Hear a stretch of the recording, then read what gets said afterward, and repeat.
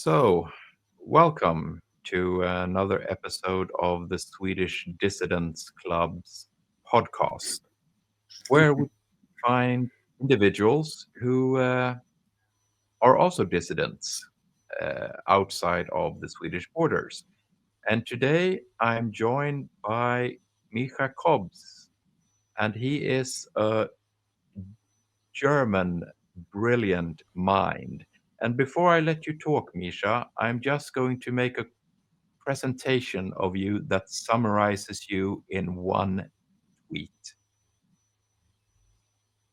This, I think, is who you are to me, Micha. You are one of those people who want to know the truth, and while trying to find the truth, you use meticulous scientific approaches. And this is you for me. But instead of me guessing who you are, feel free to present yourself to the audience. And welcome. Welcome. Nice to see you. So, yeah, what can I say about me? Um, I was always a dissident. So, I'm from East Germany.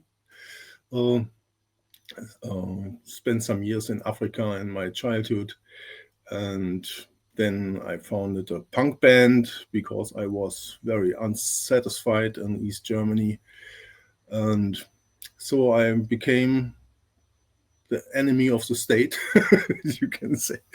And um,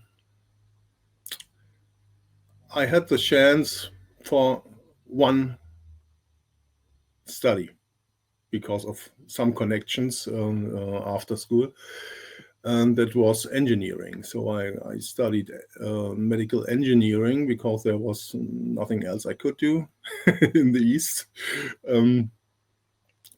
And it took as long as until the wall came down, and then I was an engineer, and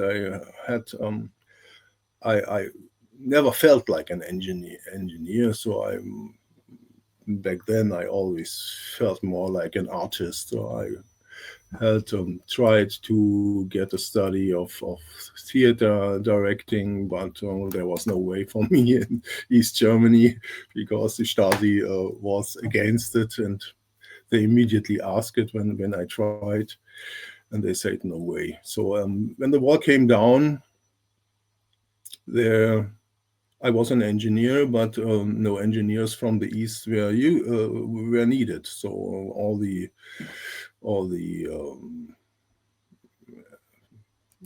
engineers came from the West to the East to get jobs, and so I had the choice to either to sell stuff as a salesperson for some technical industry or whatever, or to study again. And so I just said, okay, study again. And I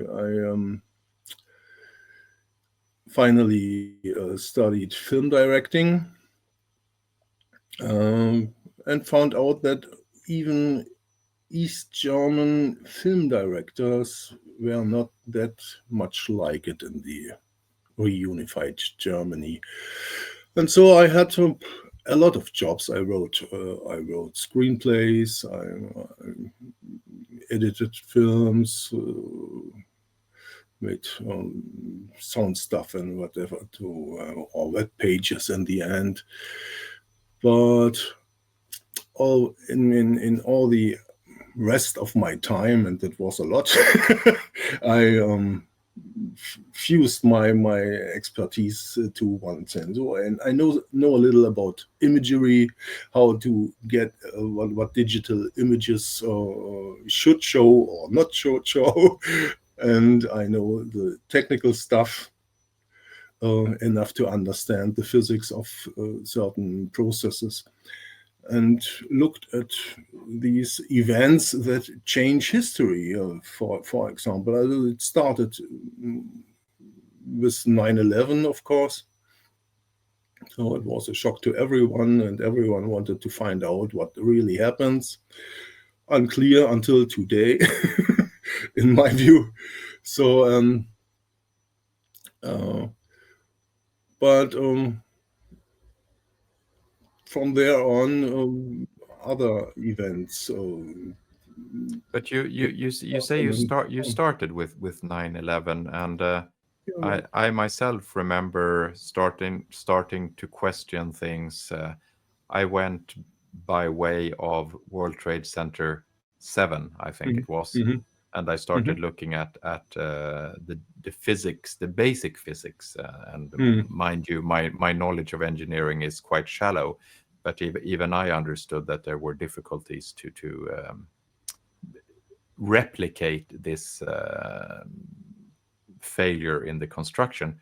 Uh, when did you start to feel that there was something about 9/11 that didn't fit with the official story? Was it right away, or was it a gradual process for you? No, it wasn't right away. It was it also wasn't the physics, not even building 7 at first. So it was all in the range of imaginable for me that something like that happened. But the political event was pretty strange to me.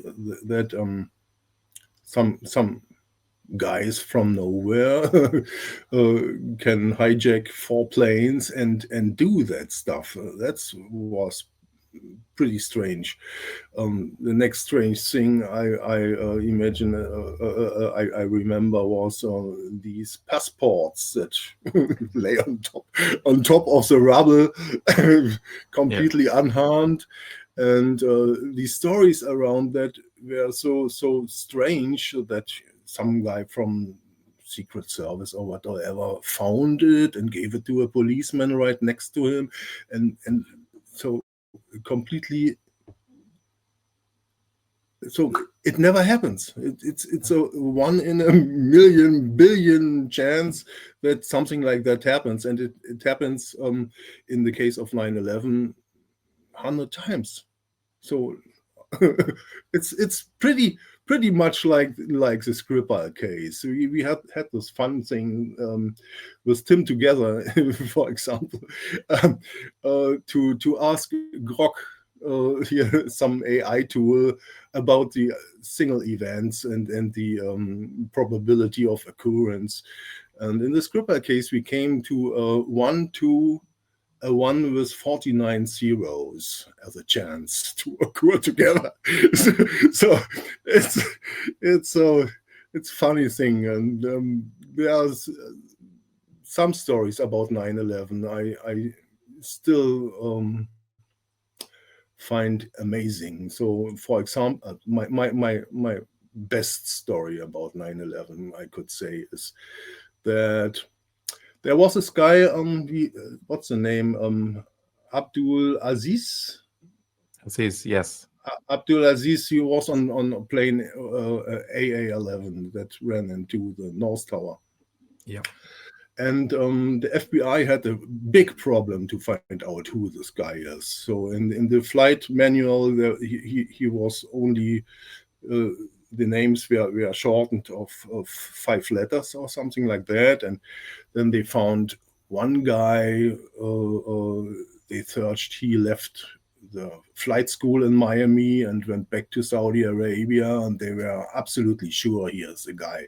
And he took his neighbor and interrogated him for 3 days. And then the guy from Saudi Arabia called and said, "No, it's not me. I'm alive. I'm here." So they changed course, and then they found another one. Yeah, the passport was stolen, and that's why it's a guy who lost his passport in 1994 or something like that. And that guy called too and said, "No, I'm here. I live in Egyptian," or something like that. yeah. And so it went on and on. And finally, that story was never really cleared up until 2 years or even 3 years later. Then they found the passport of the real Abdulaziz in the pocket of Mohammed Atta. The bag that was delayed at the passport at the airport, Airport, and yes. That bag was searched right in the first minutes. It was Yes. searched 100 of times, and there were already right after 9/11 several reports, and the things in that case always changed. One time it was a pilot's uniform, the next time it was some so death clothes of Muslims and whatever. So it was like Mary Poppins pocket. So there was always something else in it. And then 3 years later, there was some event where the Home Security gave a presentation, and that was the only time the passport of Abdulaziz was shown in public. So you find no image of it somewhere on the internet until today. So it disappeared right then again. Yep. So, but in this one event, they had some board where it was shown. Okay. It shows the right name, the right birthday, the right picture, all of it. So they would have known right on 9/11. So if it was in the Muhammad If it was. Okay, yeah, and they say they show it and say, yeah, and it was a fraudulent passport. They have a specific wording for it. It was fraudulent in a way associated with Al Qaeda. So, so yeah, someone made a fake passport. Yes, and now we have the Al Qaeda representatives visiting the White House. Yeah. So no, it's nice guy. everything has gone full circle. But continuing on, I think one of the first instances that I ran across your writings on X was concerning the lost satellite imagery in relation to the downing of the Malaysian airplane MH17 over Ukraine, which I know you have quite extensively looked into as well. And I can see this is one of those where the stories from the United States become so muddled that media somehow forgets to look into it further. And you can see here where the then Secretary of State Kerry went on record saying that they knew where the Buk Russian rockets were launched from and the time where they landed because they had this satellite imagery. Now, you looked into the downing of the Malaysian plane. What was your conclusions regarding this incident? Can you summarize it, perhaps? Yeah, it's pretty difficult to say because what I saw during these looking into it investigation, you can call it, is that every single piece of evidence went through the hands of the SBU first. So that's the Secret Service of Ukraine. So the chain of custody, the chain of custody was always broken by the SBU. Yes. It's always through that nail hole. So and the Ukrainians started lying, in my view, about that event right from the start. So the first thing they published was there was a huge convoy with a book and so on, and they drove from there to there. And if you look into it, that convoy actually happened. There was a convoy of the Vostok Battalion. They even showed pictures of the Vostok convoy and the book, and they presented it in a way as if it was the same convoy. But the Vostok convoy had a cameraman on board, but you wouldn't find out if you not look at the sources directly from the Vostok Battalion. So they drove all the way with a cameraman who filmed that convoy from all perspectives, and there was no book in that convoy. And then you find out that the times for the driving book, so to say, somehow overlapped. So it started 1 hour later in Donetsk to drive that book, but was 1 hour earlier than the convoy in Snizhne, there where it allegedly shot. So somehow they must have met either way, or they jumped over the convoy. So both doesn't make sense in any way, because the SBU also released telephone calls of the alleged book crew with the Vostok Battalion, and there was the order to go with Vostok. It sounds like that, but you cannot say if these telephone conversations were edited in any way. So it sounds like the book was in Donetsk and should go with the Vostok Battalion, and so it didn't. So, and you have a lot of these exact contradictions in the whole story across the board, and you never know what is exactly the truth, and so you have so little points. There was immediately the launch field. There's a burned field. The rockets must have come from there, and then you look into the details of that, and it doesn't add up with the times. So there was a photo series of the smoke column, and the same series had photos of the crash site with the smoke plume. And you know something. You know both move in the wind, as almost in the same wind. So it's not 20 kilometers flat land, so there cannot be much of a difference. So and then you have the story. He heard the bang, he ran to the window, he shot the images of that, then he ran to the roof and shot the images of that, and then you look at the images, so 5 images of that smoke plume, and you see how fast it goes. You know exactly where the plane crashed.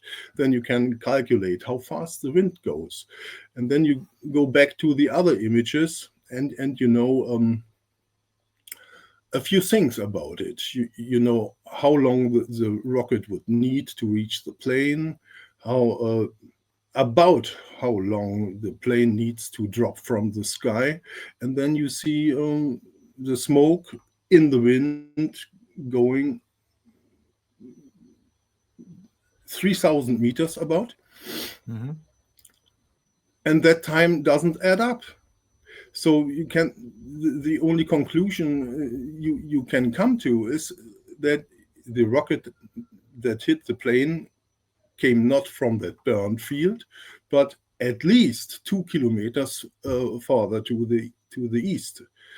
And then you end up in the middle of a field, and there's no trace of anything. So you see that there was no book in that field. But there's no explanation. They stay always with it. In the end, the GIT was the investigation unit from Holland, Netherlands. They went to Snizhne and took soil samples from that field, and they found nothing. So that book rocket that hit that plane didn't came from that field. So where did it come from? So But in your maybe opinion, it was a Buk rocket. You don't think it was a plane or a air-to-air missile. You think that the evidence point towards a Buk rocket, but not from the place it was said to have been launched, or? I don't know every kind of air-to-air missile that could be used. Okay. So I go with it that it was some Buk Yeah. missile. It looks consistent with the Buk missile, but there's nevertheless a problem with the Buk missile, because the warhead they claim was used is a modern one with so-called butterfly prefragmentation Exactly. things.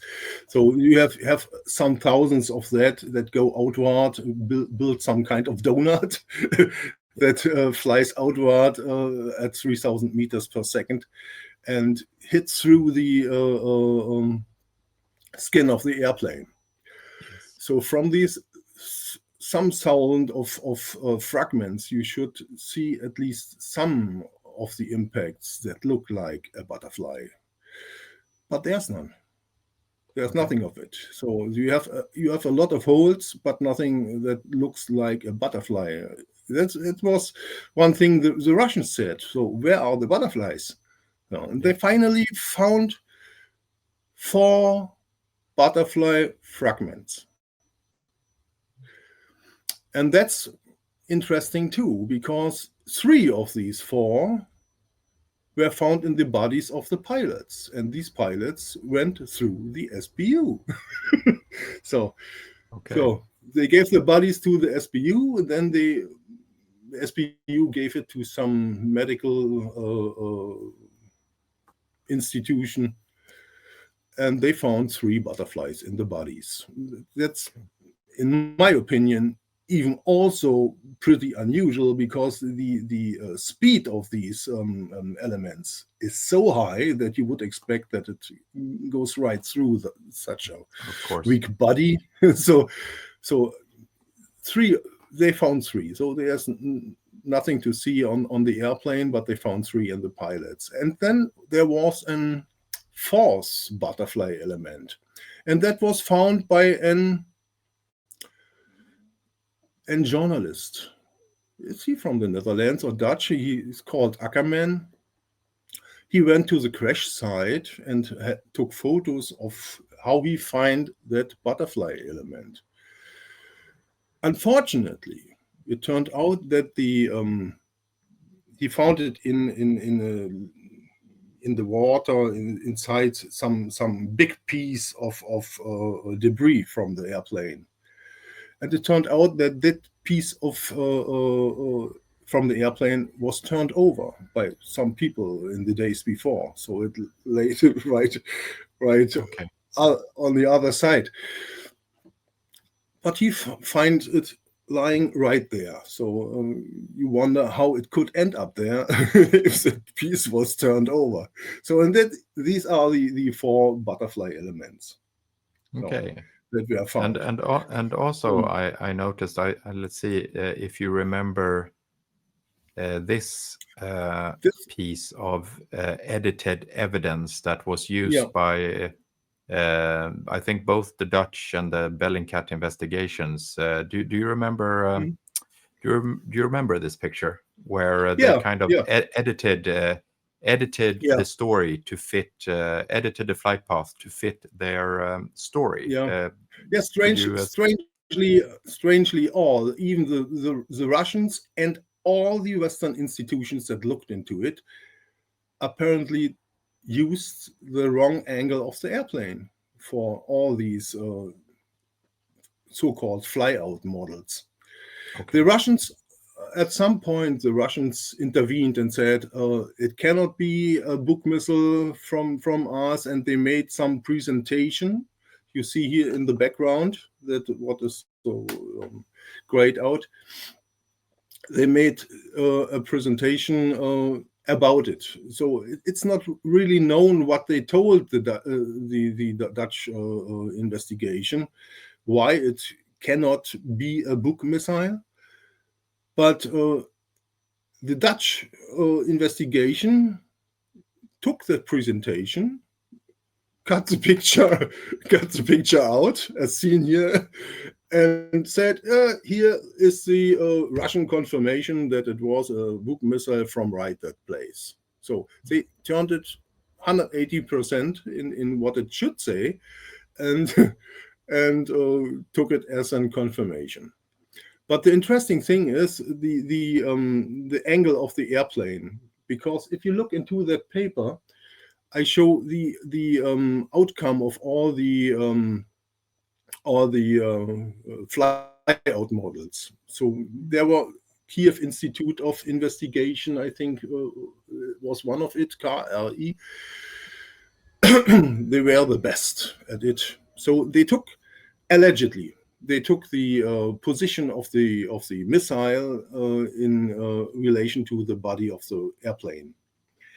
And then they say, okay, if the missile had exactly that position in relation to the airplane, then the fragments we talked about, these fragments would hit in right that order that is seen on the body of the airplane, on the debris. And so we know exactly from where the missile came from.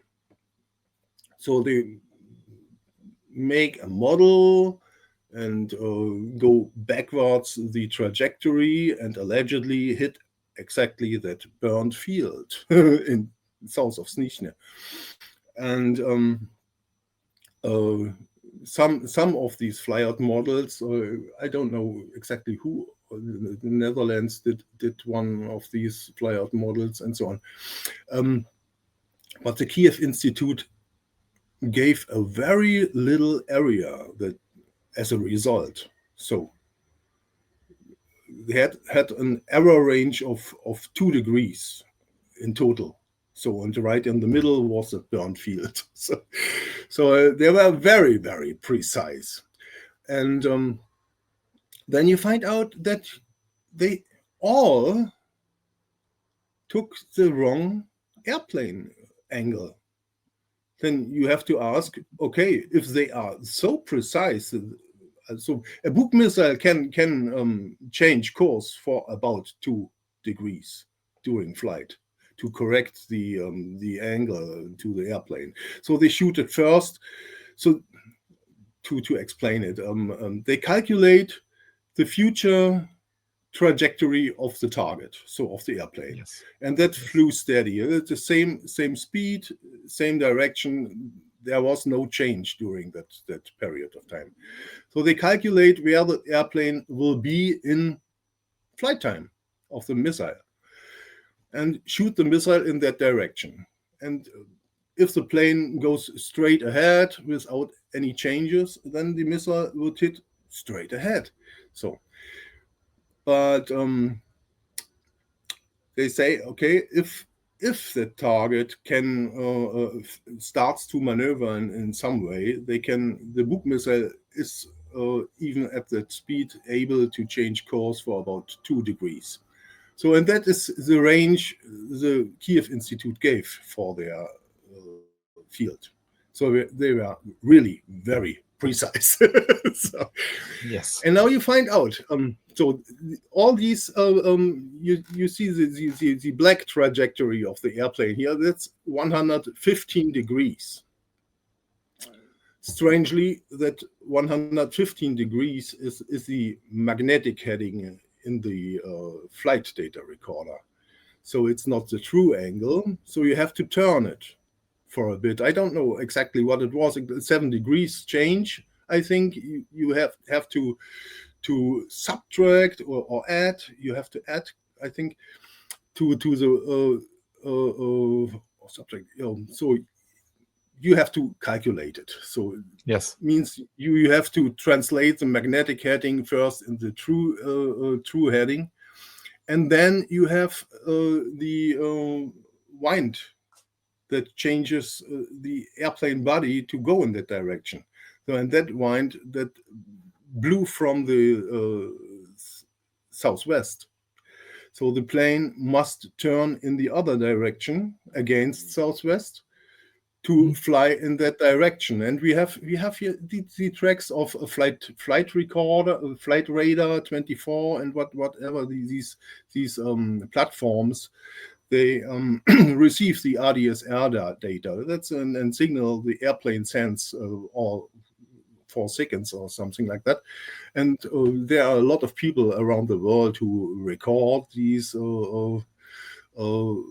signals and make websites where you can in real time see airplanes going. And they have a track of 118 degrees, and that is right. That is the right angle. So the black track shouldn't be 115 degrees, but 118 degrees. So that's the real heading, the real ground track of that airplane at that time. And then you have 4 degrees, additional 4 degrees, the airplane body was turned to the southwest.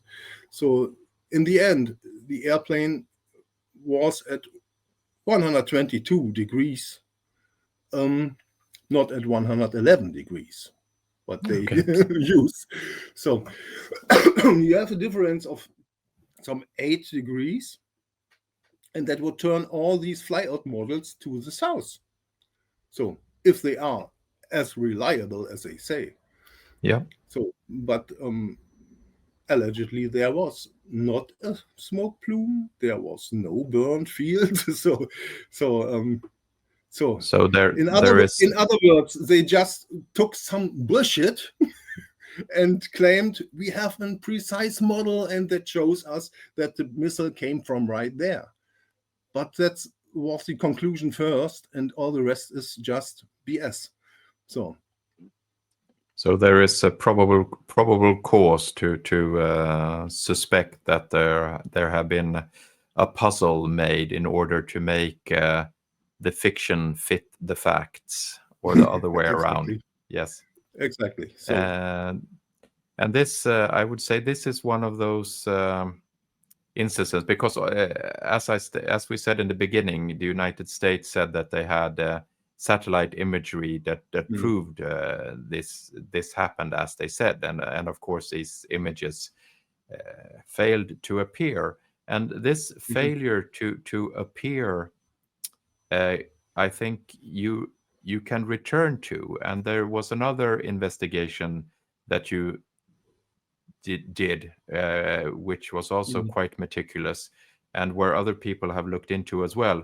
And this is, of course, the incident with the sarin, or alleged sarin attack in Syria, in Ghouta, which also was, it was told to us that this was the Assad government forces who had used chemical weapons and attacked the rebels.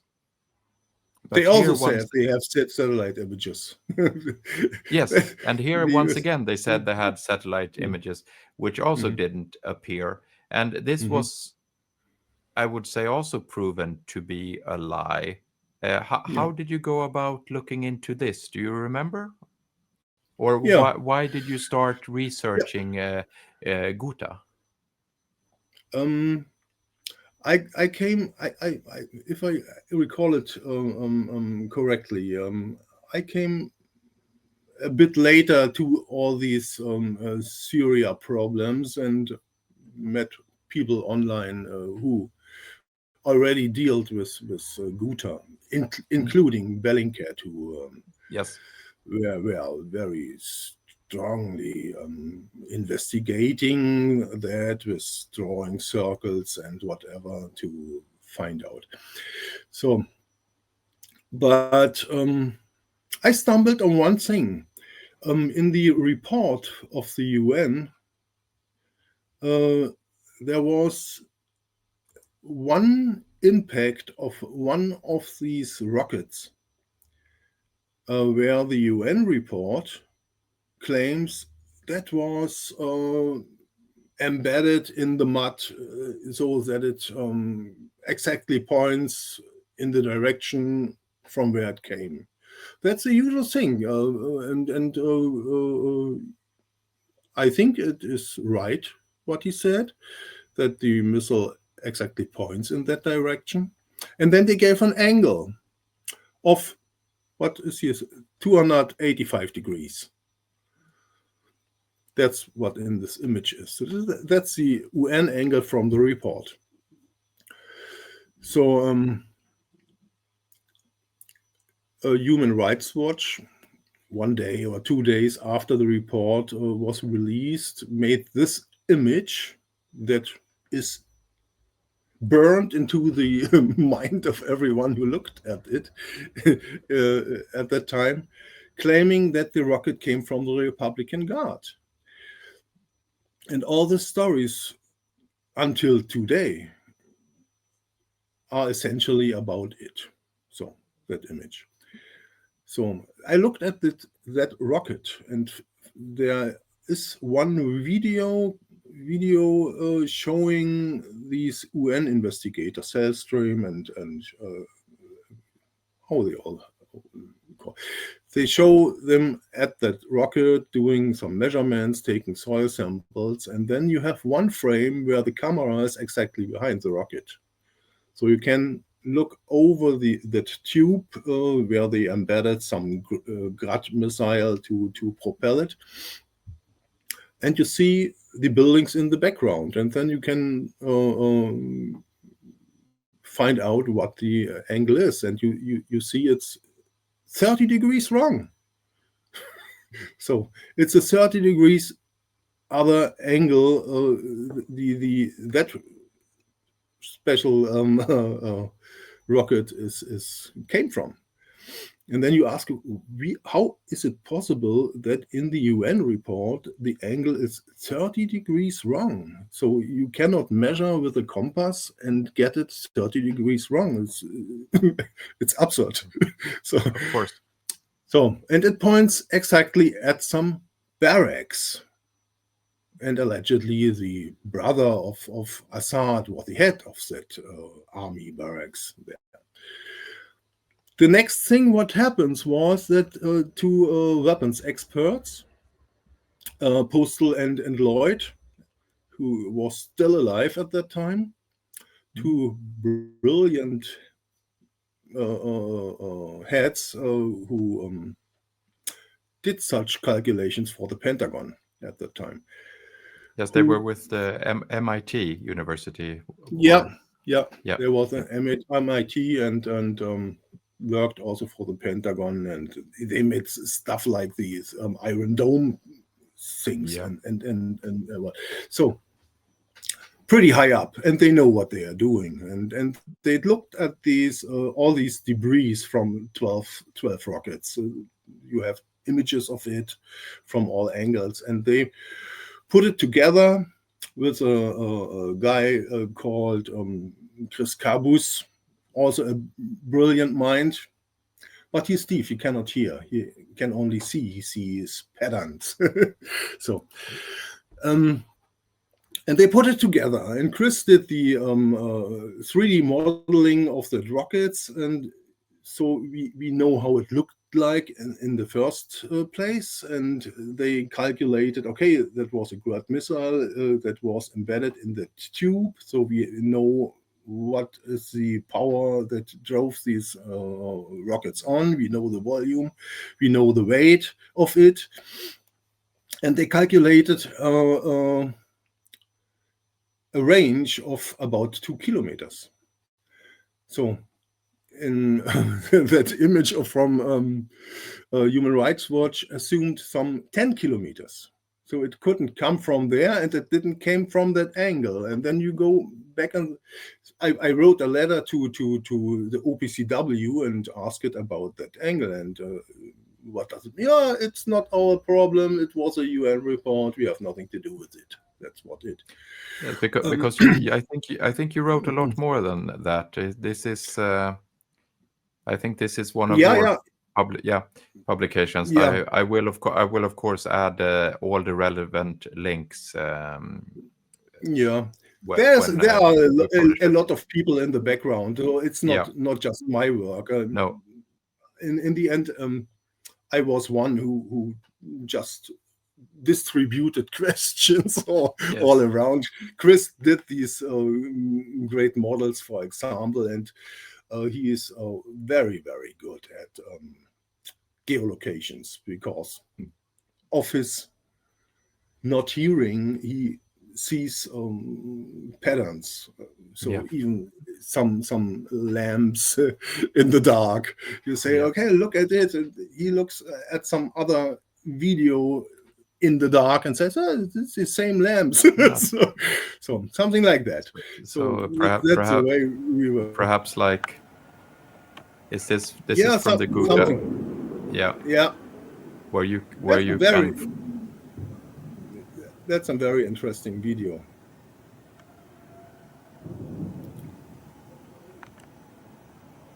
for an untrained eye, it's just nighttime, Yeah. in a, and then you will have the explosions, I believe. Yeah, these are the rockets that went up. Yeah. That's one of these videos that allegedly show the rockets from the government going up and sending Syrian to Ghouta. Yeah. So and there's a small chance to debunk it if you don't know where it is. So yeah. Exactly. Which So is of course difficult to say. that's that particular video was extremely difficult, but there were two things we noticed right on the start. These rockets that go up there have a burn time of about 1 second. Yeah. These Ghouta rockets have a burn time of about 2.5 seconds, so they burn much longer than the rockets in that. Okay. And these short burning rockets make these strange, horrible sound. And you found some witnesses at Ghouta who connected this sound to the Syrian attack. And you can say, no, you see this explosion. So we tried our best to find out where exactly these rockets go up. And that was pretty difficult.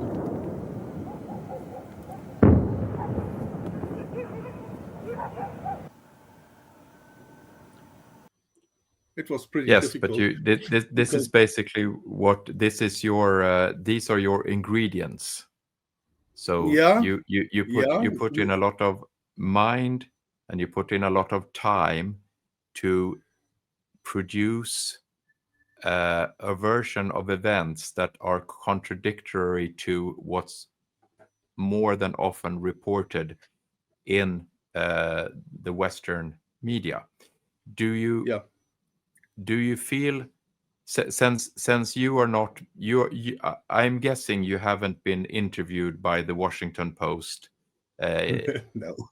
in regards to any of your findings, but I think you leave your information out there for others to use and to be able to start questioning the official narratives that are presented.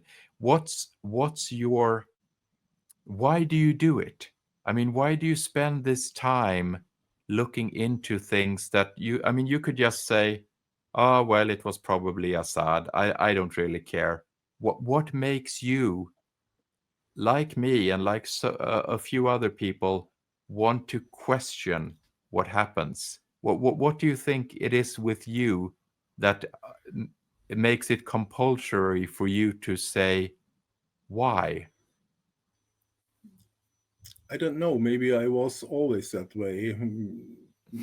Since back then, when I started a punk band, I was very unsatisfied being told lies.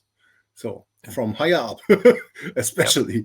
So if I feel that someone tries to tell me something that contradicts every common sense or logic in my mind, then I feel something like an allergic reaction.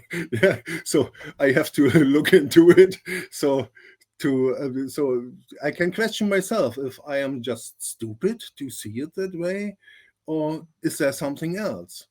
So And this is why I try. So I always had a problem about why should Assad gas 1,000 people when he's Yeah. right about to take over that area.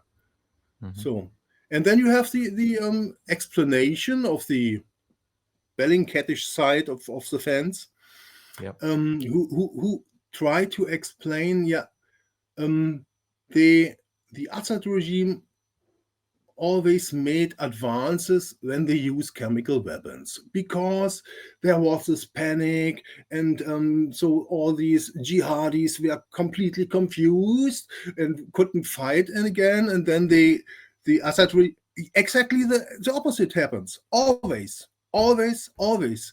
Starting in Karnal Assad, this was before Ghouta, there came a rocket with sarin gas. And the Assad regime asked the UN urgently to come to Syria and investigate that. It took months until that investigation came. In that time, the opposition advanced over the line, and the spot where several Syrian soldiers were killed and injured by the gas was now on the soil of the opposition. Yes. And they didn't allow the UN to go there to investigate because I guess because they know what the UN would find there. Yeah. So they shot at the UN. So they were shot at the checkpoint. They had to return, and the only way they had to investigate that incident at all was to go to the hospital and ask these injured people what happened.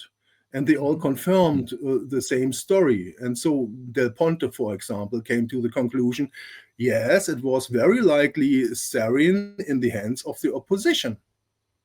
That's a major blow to the official narrative. So it must have been changed. And right while the UN was still in Damascus, or again in Damascus, I think they could go back to New York and came back to Damascus. Ghouta happened right in front of their windows. So Yes. they changed course. So they said, okay, then we don't look at this little Khan al-Assal incident. We look at the big Ghouta incident. And they found what they found: a 30-degree wrong angle, and initially a wrong range, and all that. It took them 8 years and longer to go anywhere with all that investigation. So it took 8 years. It was unquestioned that narratives that the rockets came from that military base. Yeah. And, It's and that, and I think it's always this. When it comes to these attacks, you said that where you question why would Assad do this, and if we mm, look at the current conflict in Ukraine, it's always the same thing when suddenly Russia, attacks Poland with drones, or suddenly when yeah, Russia is making advancements on the battle, then Russia sends a missile into a marketplace. yeah. So it's which makes you wonder: is it really uh, the the Assad or the Putin governments doing this, or is it actually the opposition or the Ukrainians doing something in order to create a new situation which the Mm, Western governments can react to? And with your findings, I mean, we more than often end up with the conclusion that it's uh, uh, it's not the Russians in this case doing this. I'd like to put mm, this one up here. There was an errant Ukrainian missile that hit a busy market. mhm, Initially, when this happened in 2023, it was a Russian missile, mhm, and everyone was talking about the Russian missile, and there were a few of us questioning this because it made no sense for Russia to mhm, make these kind of attacks. Uh, and then suddenly, And the reason I'm putting this up here is because it was actually the New York Times who published the findings of people like yourself who had been pointing out the fact that this missile came from a different direction. And so this is one of the few times this has happened. One wonders why it doesn't happen more often. But I mean, this proves that the work that you put into finding out an alternative explanation sometimes can actually be the main narrative of the mainstream media. So, I mean, what you do sometimes actually has effect. Do you not feel often enough. Oh. Of course, not often enough. Not but often enough. I thought we just need some positivity in this podcast as well, to prove that sometimes miracles do actually happen.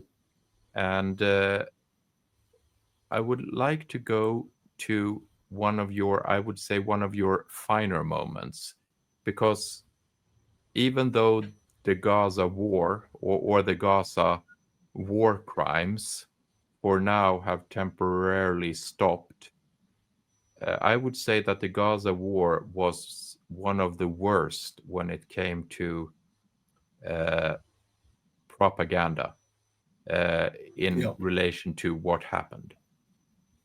Basically, there was Hamas terrorist bases everywhere an Israeli rocket hit, and no one questioned this. And then you have the situation. None of that is seen because they were always underground. Of course, always underground. Yeah. And then, of course, you had some attacks on hospitals. And this hospital attack, which you so eloquently produced evidence of, would you care to elaborate on what we're looking at? Because this was one of your finer reports that you made from the Gaza war, which actually quieted down the Israeli Hasbara propaganda quite efficiently. What are we looking at here? We're looking at the this is the backyard of the Al Ali hospital that was bombed right 1 week into that Gaza war. So, yes. And there were a lot of claims right after that that a missile from Hamas misfired and landed in that backyard. And another story said it was an Iron Dome missile that intercepted a Hamas missile, and the debris fell into that backyard. But all these alleged rockets that were blamed would have to come from a very different direction. And so you have one very good clue almost always when such an explosion happens. You have these weapons have either a warhead with pre-fragmented elements, as we talked about MH17, these boaty elements. That's like a metal ring, a steel ring that has some cavings in it to break up in regular elements. And these fly out in a circle. So like a donut, you could say. And these elements leave traces next to the crater. So as you see, you see in the foreground, it's a cutaway. These are the fragments that go straight into the ground, you would say, but actually they don't go into the ground, but they damage the floor right around the crater. And so you get looks almost like a star or a flower where these these fragments hit the street or the floor and scratch the surface. And that pattern tells you a lot about the trajectory of the missile in the last moment when it exploded.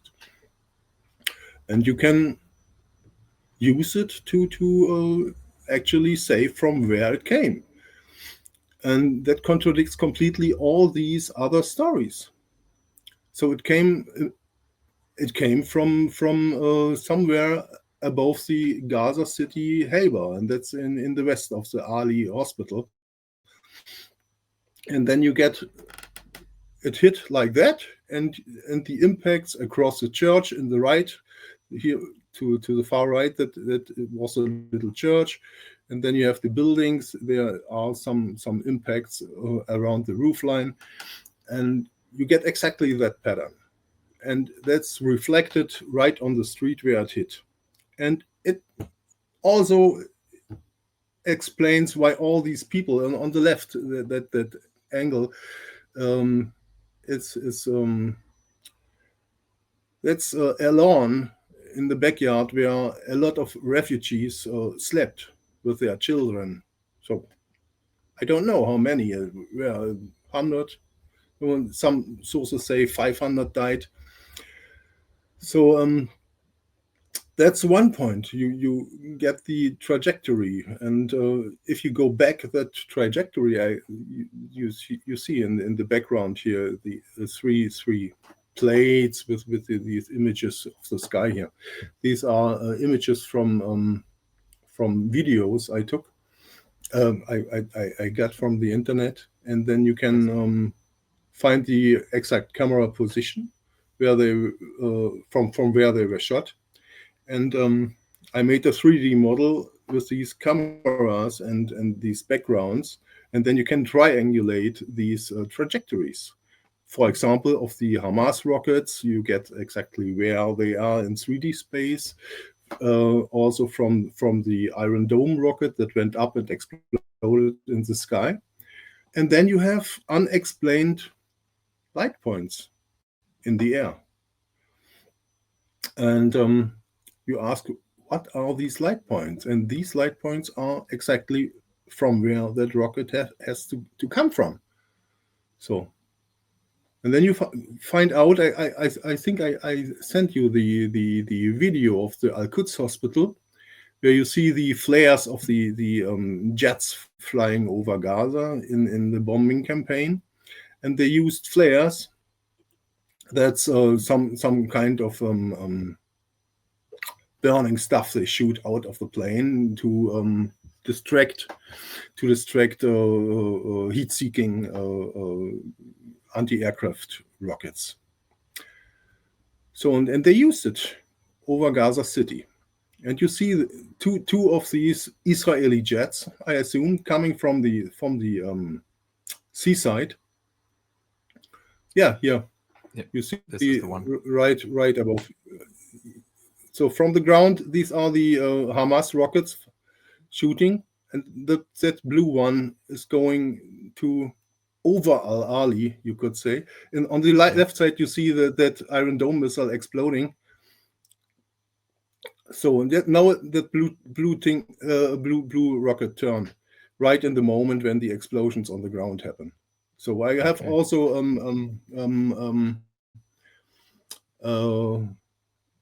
synchronized other videos from Al Jazeera and so on. You always can use this Iron Dome missile, for example. It's seen in almost all these videos to synchronize all these perspectives. So you can say, okay, that's the Iron Dome missile that goes up there, and at that same time, these jets are here. And you know exactly when the explosions happened on the ground. And even in that distant image like that, where you hardly can see that explosion, with the synchronized videos, you know exactly when it happened.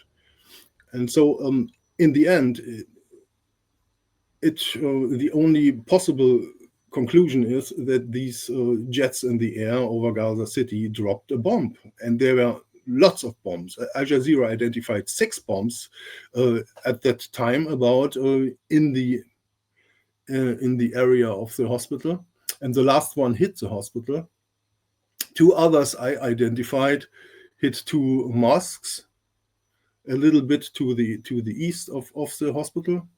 So Yes. right, that same plane hit a mosque and that hospital.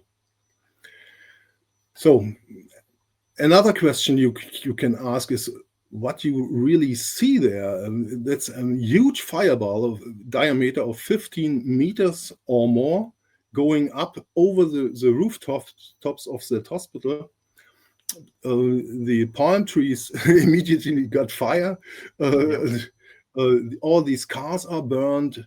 So children were incinerated in pieces. Yes. They were. So there's a video from the next morning. People run around and searched for all these little pieces of flesh and so on. You see an old man holding up a kid. I think a little boy. You can not really identify it because it looks like a jacket with 2 arms.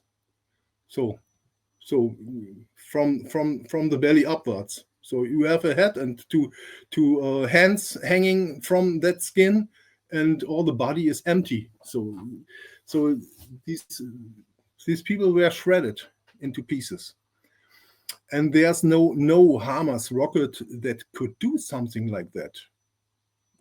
So even if you get completely wrong about the angle, a misfired rocket, for example, a Hamas rocket, they use some mixture of sugar and fertilizers to get that motor, that fuel for the motor. Yeah. That doesn't burn that way. So even if you, so it burns for 3 or 5 seconds and then it's over. Then is the tube empty and it flies without any fuel. So even a misfired rocket with some residue of fuel wouldn't create a fireball of 15 meters. So No. it's completely nonsense. So yeah, and this is the report, and I think this is the picture that you were talking about with the man. Yeah, right. I use that. How would you say Verfremdung? It's I changed the colors and so blurred it a little bit. So because it's such a brutal image, so they would have taken off that report. Yes, but I think you kept the grief in the man's expression, which still grips. It makes you sick that all these Israel supporters. I don't have something against Israel supporters. If they think they need to do it, they should do it. But to claim there were no injured people and it's all a lie of Hamas and something like it makes you sick. Yeah. It's the obvious avoidance of the truth behind what happens, and I think we another one of your investigations was the Maid al-Sham's attack on the soccer field, where I believe you used the good old Doppler effect to disprove this was a Hamas rocket, and that it was actually. What was your conclusion on the soccer field attack? I don't have it. So it was a good day. I worked on it, so it's long ago. Okay. The Doppler effect I extensively analyzed in the context of Al-Ali. There's a second report only about the Doppler effect in one of the videos. And the interesting thing I found out, I didn't know before, was that the Doppler effect essentially is a fingerprint of the explosion or of the trajectory. So it's like the crystallized speed and trajectory in relation to the microphone that creates that Doppler effect, and you can backtrack a missile using that Doppler effect. That's an interesting thing. But when I recall it correctly, there's one video that's, I think, here in the right, that with the white car. Yeah. You hear something flying, and it's not a Doppler effect. It's a constant noise. A constant speed indicating an iron dome. It indicates missile. something else. It's not a ballistic missile or something else. They claimed was shot from, I don't remember who shot it. Hezbollah. So a Hezbollah rocket would create such a Doppler effect that you would have that usual curve, and you could say, okay, if that curve moves that fast and bows that fast, you know the curve rises as long as the missile comes closer to the microphone, and then it falls because you are behind that, and the sound waves are stretched, and you can recreate the entire trajectory. But here in that video, you hear a constant sound. It's like a flying drone or something. It's not a rocket at all. So, but it explodes like a rocket. It's a huge fireball, and you have also this fragmentation pattern. I don't exactly. I can't. I think you said. I think you said also that the sound stopped 0.5 seconds before the explosion. Yeah. And with a ballistic missile, it was. It wouldn't stop. That sound couldn't be excluded or switched off. It was a speculation of it, intercept or something else. But this is just proves. I'm just putting this out here to once again give our audience a feeling of your meticulous work when looking into these things that we are told, and this is what for me makes you such a impressive Berliner.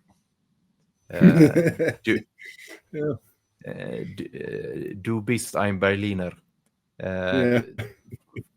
For me, one of the best sort of dissidents, because you don't really have any other motive than to seek out the truth behind what you perceive being lies. And as you said before, maybe you're born with it, or maybe you develop it, or maybe it has to do with our love of punk rock.